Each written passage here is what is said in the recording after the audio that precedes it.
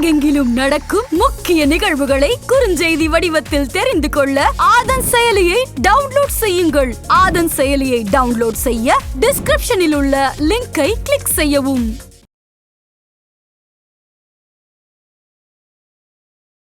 தொடர்ந்து பாத்தீங்கன்னா நிலச்சரிவு கொத்து கொத்தா மனுஷங்க சாகுறாங்க. யாரெல்லாம் எங்கெல்லாம் இருக்கக்கூடாதோ அங்கெல்லாம் இருக்காங்க. குரோதி வருஷம் ஃபுல்லாவே ஒரு வைப்ரேட்டிங்காவே இருக்கும். நீரினால், நெருப்பினால், ஆக்சிடென்ட்னால, எலக்ட்ரிசிட்டினால, ஃபயர்னால நிறைய பிரச்சனைகள் வரும். ஆகவே மக்கள் எல்லாம் மிக கவனமாக இந்த வருஷம் இருக்கணும்.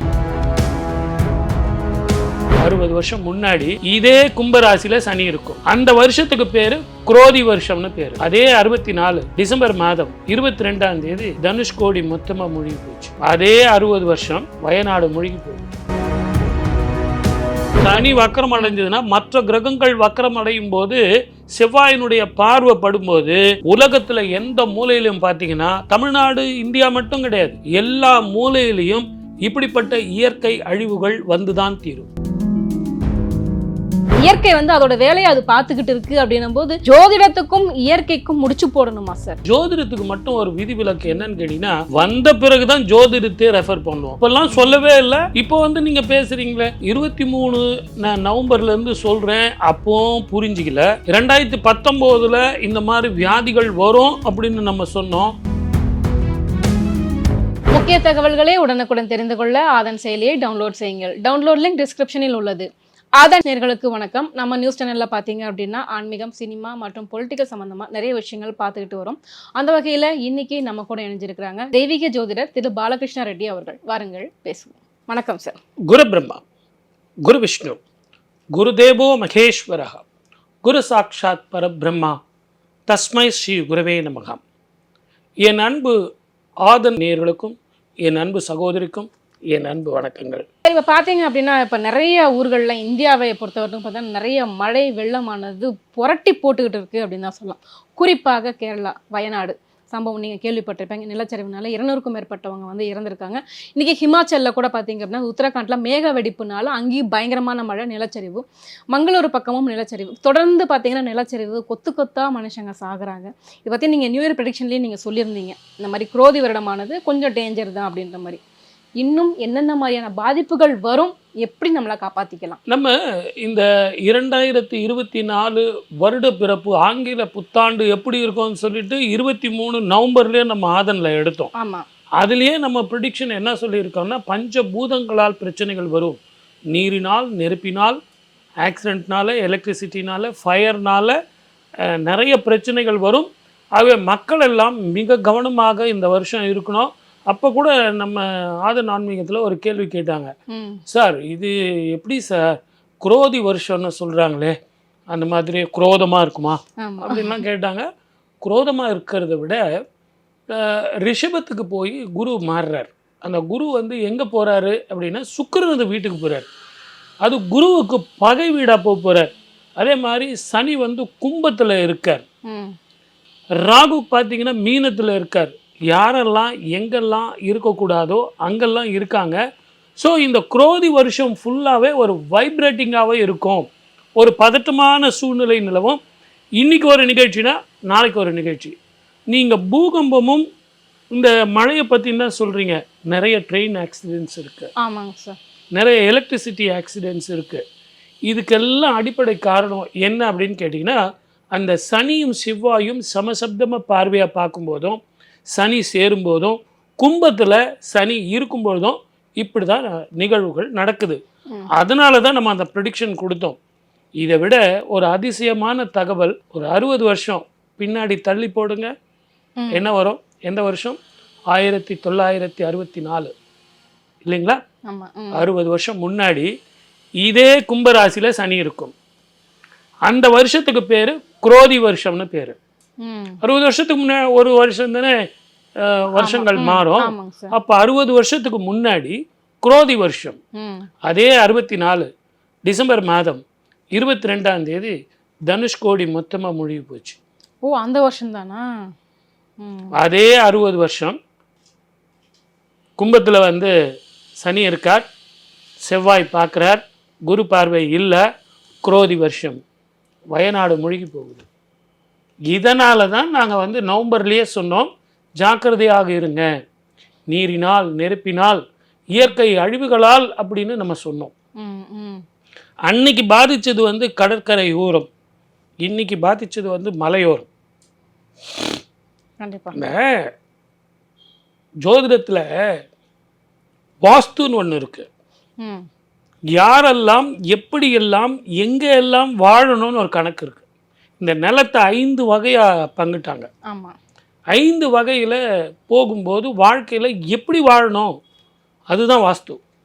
அந்த வாஸ்து பிரகாரம் பார்த்தீங்கன்னா நீர் வழியில் வீடு கட்டுறது, அதே மாதிரி மிருகங்கள் போகிற வழியில் வீடு கட்டுறது, மலை சாரலில் வீடு கட்டுறது.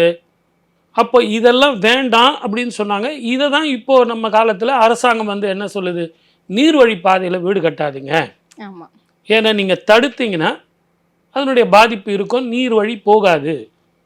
ஆனால் இந்த நேரத்தில் நம்ம இதை பற்றி பேசுகிறதோ சிந்திக்கிறதோ, இதை பற்றி பேசினா நல்லா இருக்குங்களா? கண்டிப்பாக இது நேரம் இல்லை.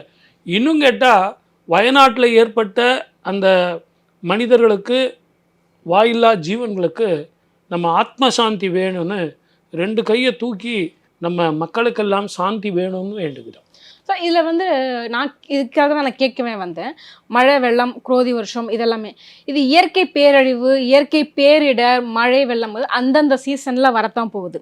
மே மாதம்னா வெயில் அடிக்கும், ஆடி மாதம்னா காற்றடிக்கும், மார்கழினா குளிர் அடிக்கும். இது அந்தந்த மாதத்துக்கான ஒரு பருவநிலை மாற்றம் தான். இது வந்து கொஞ்சம் அதிகமாக எக்ஸ்போஸ் ஆகுது. மனிதர்கள் செய்யக்கூடிய தவறுனாலேயும் தான் அது ஒரு காரணம். குளோபல் வார்மிங் அப்படிலாம் சொல்லிக்கிட்டு இருக்காங்க. ஸோ இப்படிலாம் இது நேச்சர், இது இயற்கை வந்து அதோட வேலையை அது பார்த்துக்கிட்டு இருக்குது. அப்படின்னும் போது இதுக்கு ஜோதிடத்துக்கும் இயற்கைக்கும் முடிச்சு போடணுமா சார்? இதுதான் இப்போ கூட பாருங்களேன், இந்த நம்ம நேர்கள் தான் 23 நான் நவம்பர்லேருந்து சொல்கிறேன், அப்போவும் புரிஞ்சிக்கல. 2019 இந்த மாதிரி வியாதிகள் வரும் அப்படின்னு நம்ம சொன்னோம், அதுவும் புரிஞ்சிக்கல. ஆனால் ஜோதிடத்துக்கு மட்டும் ஒரு விதிவிலக்கு என்னன்னு கேட்டிங்கன்னா, வந்த பிறகு தான் ஜோதிடத்தை ரெஃபர் பண்ணுவோம். சார் நீங்கள் சொல்லியிருக்கீங்களா இதெல்லாம்? இப்போல்லாம் சொல்லவே இல்லை, இப்போ வந்து நீங்கள் பேசுகிறீங்களே, இப்போ நீங்கள் முதல்ல சொல்லியிருக்கணும்ல.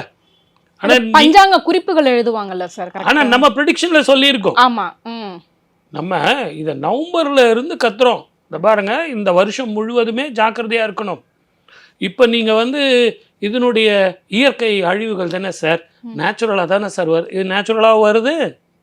நீங்கள் யோசனை பண்ணி பார்க்கணும். இது எப்பவுமே இருக்கிற மழை இல்லை, எப்பவுமே இருக்கிற வெயில் இல்லை. ஆமாம், இந்த வருஷம் ரொம்ப அதிகப்படியான வெயிலும் அதிகப்படியான மழையும். இதுக்கு என்ன காரணம் அப்படின்னா, நீர் கிரகமான சனி அவனுடைய வீட்டில் வந்து ஆட்சி பெறுகிறான். செவ்வாய் வந்து நெருப்பு கிரகம், அவன் வந்து சனியை பார்க்கிறான். அவன் எப்பெல்லாம் 2 பேரும் சமசப்தம பார்வையாகவோ, பார்வை ஏற்படும் போதோ சேரும் போதோ அதீதமான மழை, இயற்கை அழிவு, பூகம்பம். சாதாரண மழை இல்லை, அதிகமான மழை. இப்போது ஒரு சென்னையில் வந்து இப்போ எடுத்துங்களேன், ஒரு நாளைக்கு 20 சென்டிமீட்டர் மழை பெஞ்சால் ஓரளவுக்கு தப்பிச்சிக்கலாம். 200 சென்டிமீட்டர் மழை பெஞ்சதுன்னா அவ்வளோதான். ஏன்னா உங்களுக்கு வாய்க்கால் வந்து அந்த அளவுக்கு இல்லை, அது போகிற இடம் அந்த அளவுக்கு, சேர்ற இடம் அந்த அளவுக்கு அகலம் இருக்காது. அப்போ தண்ணி மிதக்கும். அப்போ நீங்கள் ஒன்று புரிஞ்சுங்க, இந்த கிரகங்கள் இப்படிப்பட்ட சேர்க்கை இருந்தால் தான் அளவை விட அதிகமாக மழை பெய்யும். அளவை விட ஆபத்தை கொடுக்கறது அந்த சனியும் செவ்வாயும்.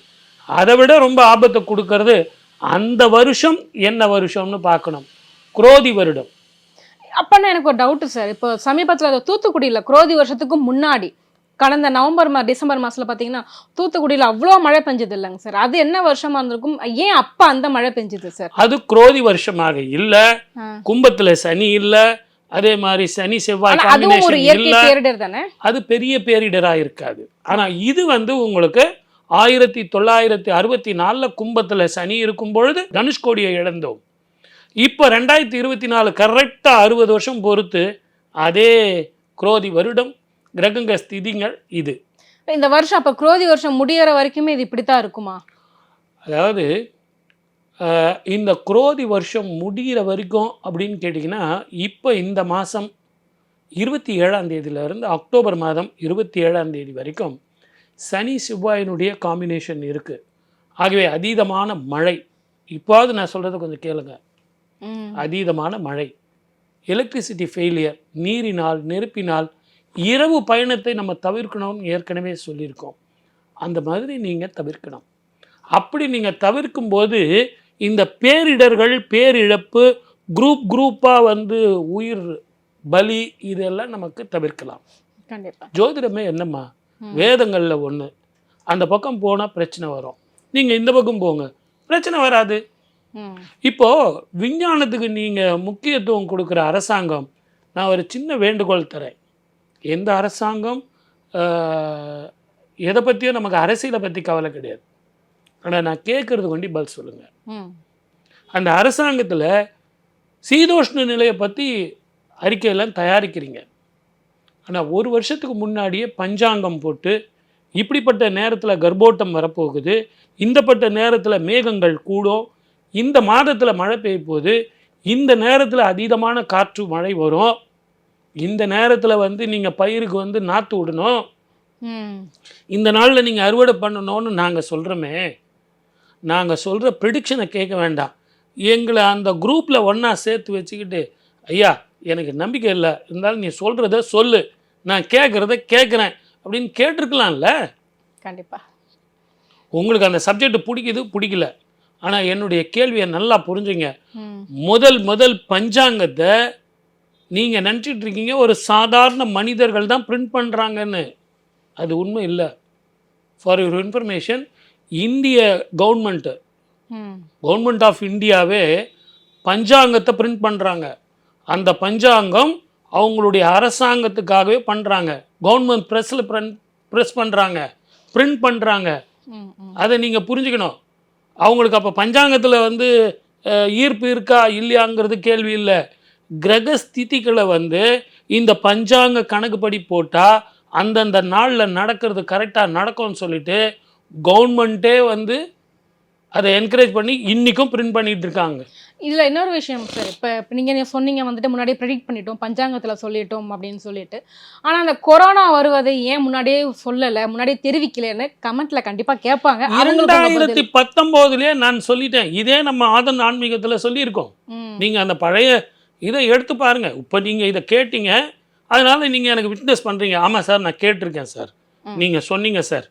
எதுக்கெல்லாம் சொல்லியிருக்கேன். இப்போ 2024 ஆங்கில புத்தாண்டு சொல்லியிருக்கேன், சனி பயிற்சி சொல்லியிருக்கேன், குரு பயிற்சி சொல்லியிருக்கேன், தமிழ் புத்தாண்டு சொல்லியிருக்கேன். ஏன்னா நீங்கள் ஒரு இன்சிடென்ட் கூட என்னை கூப்பிடாமல் இந்த விழா கொண்டாட மாட்டீங்க. இந்த 4த்துக்கும் நான் வந்திருக்கேன், 4த்துக்கும் நான் சொல்லியிருக்கேன். அதே மாதிரி தான் 2019க்கும் என்னை கூப்பிட்டீங்க, நாங்கள் அப்போ சொல்லியிருக்கோம் நீரினால் நெருப்பினால் வியாதியினால் பிரச்சனை வரும் அப்படின்னு சொல்லியிருக்கோம். அதே மாதிரி கேது மாறும்போது அந்த வியாதிக்கு மருந்து கண்டுபிடிக்கப்படும்னு நம்ம சொல்லியிருக்கோம். இது வந்து ஒரு கணக்கு போட்டு சொல்கிற இடமா. இதில் வந்து எனக்கு இன்ட்யூஷனில் சொல்கிறேன், எனக்கு வந்து நான் கொஞ்சம் இருங்க நான் கேட்டு சொல்கிறேன், அப்படி கிடையாது. It is absolutely max. அதனால தான் சொல்கிறேன், நான் அரசாங்கத்துக்கு ஒரு வேண்டுகோள் விடுறது என்னென்னா, தயவு செஞ்சு உங்களது வெதர் ரிப்போர்ட் நீங்கள் தயாரிக்கும்போது நல்ல ஜோதிடர்களை நீங்கள் கன்சல்டேஷனுக்கு வச்சிங்க, அவங்களுடைய ஒப்பீனியனை வாங்கிக்கிங்க. அதை ஏற்றுக்கிறீங்களா ஏற்றுக்க மாட்டிங்களாங்கிறது வேற. எப்படி ஒரு இந்திய அரசாங்கமே ஒரு பஞ்சாங்கத்தை வந்து பிரிண்ட் பண்ணுதோ, நம்பிக்கை இருக்கா நம்பிக்கை இல்லையா அந்த பிரச்சனைக்கு நான் போகல. கண்டிப்பாக. அப்போது இவங்களை நீங்கள் பண்ணியிருந்தீங்கன்னா இவங்க சொல்கிற இந்த சஜஷன் வந்து உங்களுக்கு யூஸ்ஃபுல்லாக இருக்கும்ல. கண்டிப்பாக சார். இப்போ இந்த வக்ர சனி பயிற்சி இதுவும் இந்த மாதிரியான இயற்கை பேரிடருக்கு ஒரு காரணமா? ஏன்னா குரோதி வருஷம் மட்டுமே நம்ம கணக்கில் எடுத்துக்க முடியாது. ஒருவேளை இந்த வக்ர சனி பயிற்சியானதை நிவர்த்தி அடைஞ்சிருச்சு அப்படின்னா இந்த பாதிப்புகள்லேருந்து கொஞ்சமாவது ரிலாக்ஸ் பண்ணிக்க முடியுமா? எப்போவுமே சொல்கிறேன், சனி வக்ரம் அடைஞ்சாலும் சரி அதனுடைய பலம் கூடும். பலம் வந்து பயங்கரமாயிடும்.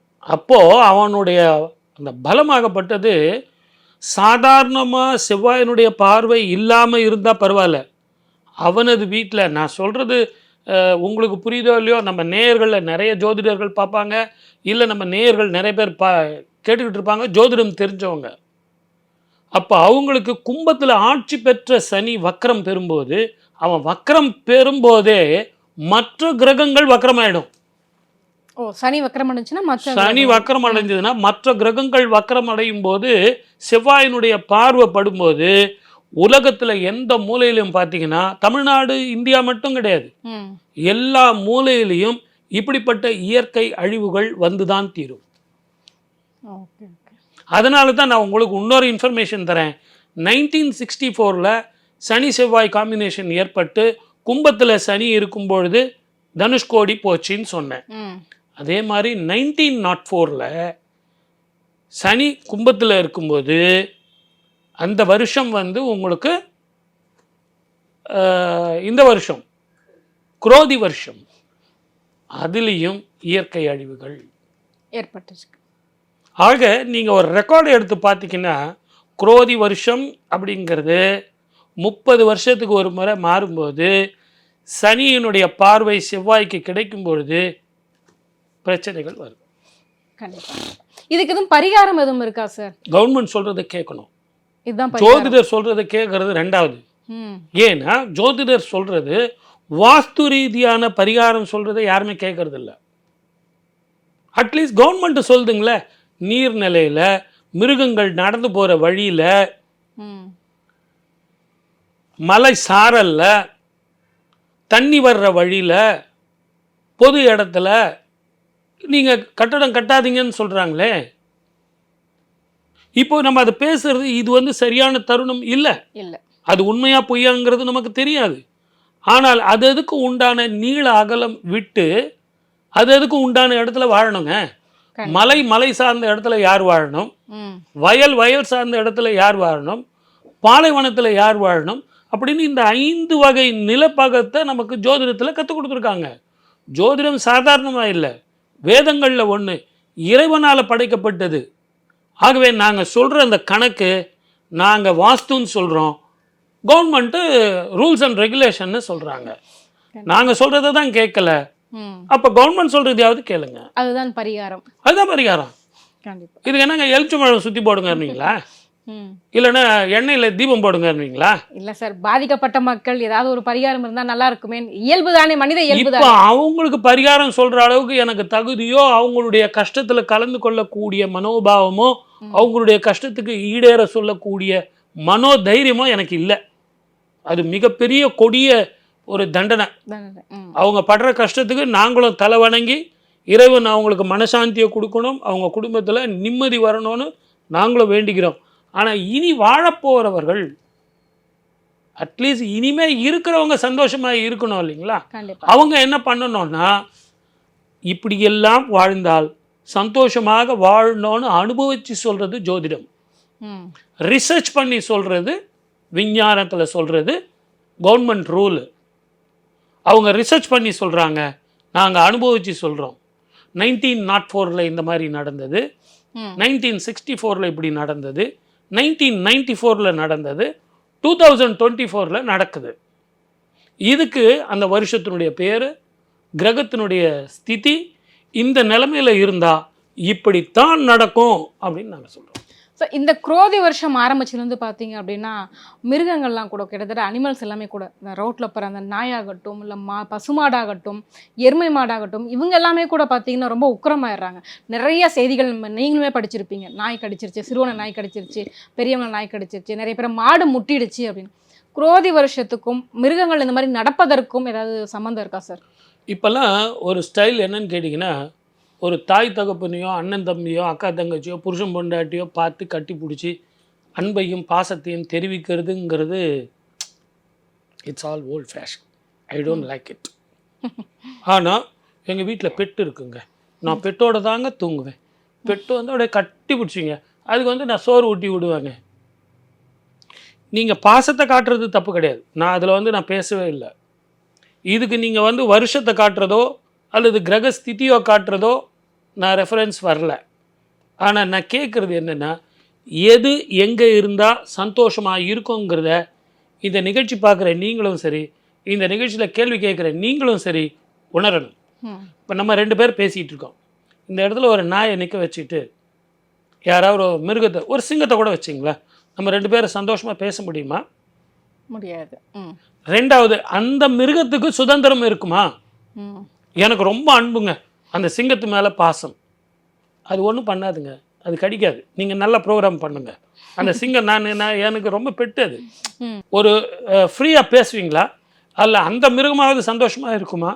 அந்த இனம் அந்த இனத்தோடு இருக்கணும். மனித இனத்தோடு இருக்கணும்.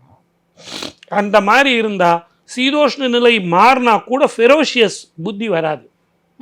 அந்த இனம் மாறி வரும்போது தனக்குத்தானே ஒரு சுற்றங்கள் இல்லை, நட்பு இல்லை, பேசுறதுக்கு ஆள் இல்லை. நான் பேசுறது தமிழில் பேசுகிறேன், இங்கிலீஷில் பேசுகிறேன், டாமின்னு கூப்பிட்டுக்கிறேன். அப்போ அதுக்கு என்ன சுதந்திரம் இருக்குது? உங்களுக்கு டெய்லி பிரியாணி வாங்கி கொடுத்தா போதுமா? பரவாயில்லையா? சாப்பிடுவீங்களா? கஷ்டம் தானே. பிரியாணியாக இருந்தால் கூட உங்களுக்கு வேணான்றீங்க. அதே மாதிரி தானே டாக் ஃபுட் வாங்கி போடுறேன் சார், 1800 rupees சார். அதுக்கு பிடிச்ச மாதிரி உணவு சாப்பிடணும், அது இனத்தோடு இருக்கணும், அந்த இனத்தோடு சேரணும், அந்த இனத்தோடு பேசணும். சார் அது வீட்டு வளர்க்குற நாய் தான் பரவாயில்ல சார். தெருநாய்க்குள் தானே சார் தொல்லை அதிகமாக இருக்கு. பாதிப்புகள் வரும் இல்லைங்களா? ஓகே. இயற்கையினுடைய பாதிப்பு வரும் இல்லைங்களா? இன்னைக்கு வெளிச்சம் எப்படி இருக்கு, சீதோஷ்ணம் எப்படி இருக்கு, அனல் எப்படி இருக்கு, அதனுடைய அளவு எப்படி இருக்கு. இந்த பெட்டுக்கு வந்து நீங்க ஏசி ரூம் தரீங்க, அந்த நாய்க்கு என்ன தருவீங்க? அப்ப அதனுடைய சீதோஷ்ணத்தினுடைய பாதிப்பு அதுக்கு இருக்குமா இருக்காதா? கண்டிப்பா. மனிதனுக்கு வெயிலில் போயிட்டு வந்தீங்கன்னா அசுப்பா தண்ணி கொடுப்பா அப்படிங்கிறோம்.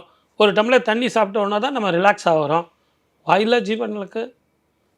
அதனால தான் என்னுடைய ப்ரோக்ராம் நீங்கள் எடுத்து பாருங்கள். பரிகாரத்தில் நான் சொன்ன முதல் ப்ரோக்ராம், இந்த வெயில் காலம் வரும்போது உங்கள் வீட்டு முன்னாடி ஒரு சின்ன பாத்திரத்தில் தண்ணி வைங்க. வாயில்லா ஜீவன்கள் பறவைகளுக்கு வீட்டு மேலே மொட்டை மாடியில் வந்து ஒரு அகலமான வாயுள்ள பாத்திரத்தில் தண்ணி வைங்க அப்படின்னு நான் சொல்லியிருக்கேன். ஏன்னா தண்ணி வர பாதையிலலாம் நீங்கள் வீடு கட்டிட்டீங்க, தண்ணி நிற்கிறதுக்கு இடமே இல்லை. அட்லீஸ்ட் இதாவது வைங்க. வாயில்லா ஜீவன்களுக்கு நீங்கள் உணவளித்தால், நீரளித்தால், யாகம் செஞ்ச பலன், ஹோமம் செஞ்ச பலன், அஸ்வமேத யாகம் செஞ்ச பலன் கிடைக்கும்னு சாஸ்திரத்தில் சொல்லப்பட்டிருக்கு. இந்த மாதிரி கலியுகத்தில் நடக்கும்னு சொல்லிட்டு அன்றைக்கே சாஸ்திரத்தில் சொல்லிட்டாங்கம்மா. நீங்கள் மீன்களுக்கு கூட பிரச்சனை இருக்கு, பறவைகளுக்கு பிரச்சனை இருக்கு, நாய்களுக்கு மட்டும் இல்லை, பசுமாட்டுக்கு பிரச்சனை இருக்கு. நீங்கள் யானை, புலி, சிறுத்தை, சிங்கம்லாம் ஊருக்குள்ளே வர்றதுக்கான காரணங்கள் என்ன? தண்ணி இல்லைங்களே. நீங்கள் நினச்சிட்டு இருக்கீங்க அந்த கிரகத்தினுடைய தாக்கத்தில் ஃபெரோஷியஸாக ஊருக்குள்ளே வருதுன்னு. குடிக்க தண்ணி இல்லை, ஆக்கிரமிப்புகள். அப்போ அந்த நீர்நிலை தண்ணி நிற்கணும், ஸ்டாக்னேட் ஆகணும், அந்த தண்ணியை குடிக்கணும். அது ஊருக்குள்ளே வராது. நான் யாரையும் குற்றம் சொல்லியோ நான் எதுவும் சொல்ல வரல. அதாவது அவங்கவுங்களுடைய விருப்பம், சட்டத்தின் ரீதியாக அவங்களுடைய விருப்பம். ஆனால் என்னுடைய கேள்வி, சந்தோஷமாக வாழ்வது மனிதன் மட்டுமல்ல, இந்த இயற்கையோடு சேர்ந்து இன்னொரு கேள்வியை நீங்கள் விட்டுட்டீங்க. மரங்கள், செடிகள், கொடிகள். அப்போ அதுக்கு அது யாரும் கடிச்சு வைக்கல, அதனால அமைதியாக இருக்காங்க. நீங்கள் அங்கே தான் தப்பு பண்ணுறீங்க. வள்ளலார் என்ன சொன்னார்? வாடிய பயிரை கண்ட போதெல்லாம் வாடினேன் அப்படின்னு பாடினார். எவ்வளவு மரங்களை வெட்டிக்கிட்டு இருக்காங்க, எத்தனை பறவைகள். நான் வெட்டினது கூட சொல்ல, தண்ணியே இல்லையே, அது வாடி போகுதே. என்னுடைய வள்ளலார் சொன்ன மாதிரி வாடி போன பயிரை பார்த்து நான் வாடினேன். எல்லாம் போயிடுச்சு. நீங்க மலையில வந்து வைக்கக்கூடிய மரங்கள் என்ன, ஏன் சொல்லுங்க? அரிப்பு இருக்காது, தண்ணி தேங்கி நிற்கும், அதே நேரத்தில் மலைகள் அறுக்காது. கடற்கரையோரம் வைக்க வேண்டிய மரங்கள் வேற. இது எல்லாமே யாருமே கவனிக்கிறது இல்லையே. அரசாங்கம் எவ்வளோ சொல்லிகிட்டு இருக்கு, மழை நீர் சேமிப்பு சொல்கிறாங்க, மரங்களை வழங்கன்னு சொல்கிறாங்க, மரங்களை வெட்டக்கூடாதுன்னு சொல்கிறாங்க, மரங்களை வெட்டின தண்டனைன்னு சொல்கிறாங்க. ஆனால் நம்ம எதுவுமே வாங்கிறதில்ல. ஆகவே தான் இயற்கை கொடுக்குற பரிசு என்னன்னு கேட்டிங்கன்னா, எந்த குப்பைகளையும் எப்படியெல்லாம் வாழக்கூடாது, எந்த குப்பைகளை நீங்கள் நீரில் போட்டிங்களோ அதே குப்பைகள் நீர் உங்களுக்கு மீண்டும் பரிசாக தருகிறது. அதுதான் பூகம்பம். சார் இப்போ இந்த குரோதி வருஷம் முடிஞ்சிடுச்சு அப்படின்னா அதுக்கப்புறம் இதெல்லாம் கொஞ்சம் நார்மலாகிடுமா சார்? இதுக்கப்புறம் இந்த மாதிரியான இயற்கை பாதிப்புகள் குறைவதற்கான வாய்ப்புகள் இருக்குமா? நீங்கள் மாறணும் இல்லை, நம்ம வாழ்க்கை முறை மாறணும் இல்லை. என்னுடைய சமூக மேம்பாடு வரணும் இல்லைங்களா, அதுக்காக தானே ஜோதிடம். வாஸ்துவில் வந்து எப்படியெல்லாம் வாழணும்னு கற்றுக் கொடுத்தாங்க. தென்மேற்கு மூலையில் என்ன வேணும், தெற்கே என்ன வேணும், வடமேற்கு மூலையில் என்ன வேணும், ஈசான்யத்தில் என்ன வேணும், அக்னியில் என்ன வேணும்னு வாழ்ந்து காட்டினார்கள் பெரியவர்கள். அப்படி நீங்கள் வாழ்ந்து இருந்தீங்கன்னா பிரச்சனைக்கு இடம் இல்லையே. ஸோ எல்லா தப்பையுமே மனிதர்களே பண்ணிட்டு வருஷத்து மேலேயும் இயற்கை மேலேயும் பழி சொல்லிக்கிட்டு இருக்கோம்.